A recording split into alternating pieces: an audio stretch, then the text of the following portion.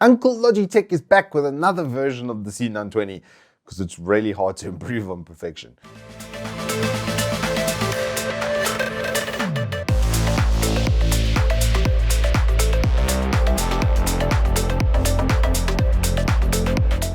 Good afternoon, welcome to Turbo Tortoise Tech. If you're new here, I'm Reese of the 4-piece warranty Wooks Triple XL. We have the C920E business webcam. It's being marketed like that as a business-focused product, but in reality, it's just another good version of the C920 with even more tricks up its sleeve and a considerably better software suite. They've really tweaked it to the nines, and it works like a chef's kiss, which I'll show you in a demo of the webcam and its built-in microphone a little bit later. But first, we got to go through what's in the box. So inside this brown, rather industrial-looking little package, you do get obviously a webcam with its pre-attached cable, with a pre-attached stand as well, and then you get a nice little lens cap, adjustable shutter type of vibe, just so that you can kind of have a little privacy filter over there, and then a very extensive manual. The stand itself, as I said, is built into the webcam, and it does have some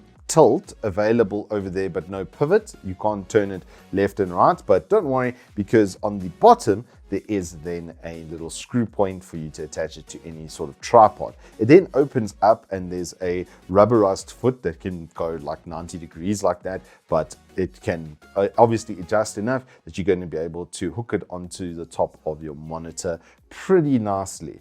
The rest of the surfaces are finished in a mirror type design, and I'm getting OCD as I look at it over here, and I've got a Murphy hair over there, my very cute whippet. But yes, these surfaces are going to scratch quite easily. I was very nervous when we filmed it, but now it's on film, I can bugger it up, right? No, not quite. Anyway, and then the lens finish itself has a glass type of finish across the front over there with the Logi and the HD 1080p over there. And then as you can see, it turns blue when it is connected and it is being used. It's only when it turns on that you get those little blue surrounds over there. But that's just the build of the webcam. What about its functionality? Alrighty, so this is a test of the included microphone, which is built into the webcam. It should be quite obvious. This is still a sound treated room, however, so it should be a little bit more boomy and echoey in your environment.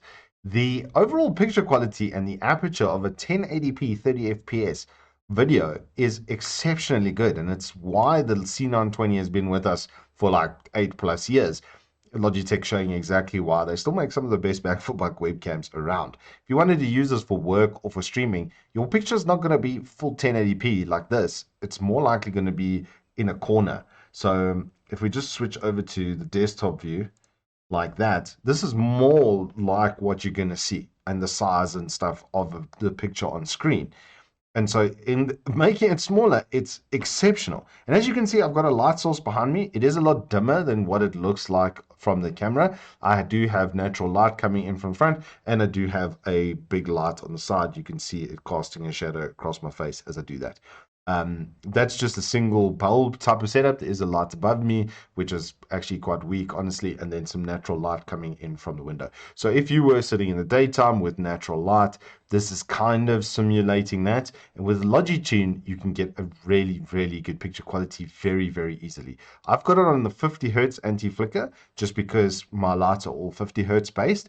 And then the autofocus I leave on, honestly, because it does a way better job than what I can do. I'll be honest, but you can, as you can see, focus and switch your focus up if you need to, depending on where you are. Now, the auto exposure, I feel like I did a better job than it. So if I turn it back on, you'll notice it is a little bit bright on my face, and it makes the background a lot brighter as well, but it still does a pretty good job.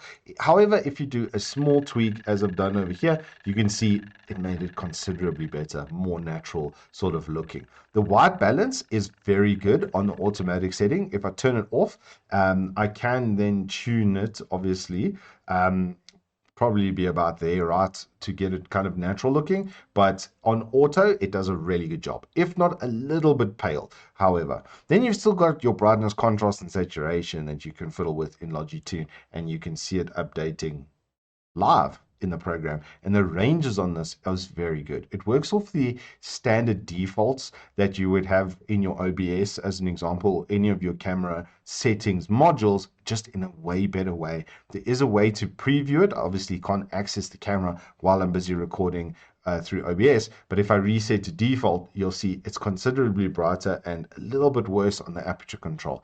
Overall though, even on a default setting, it's still pretty good.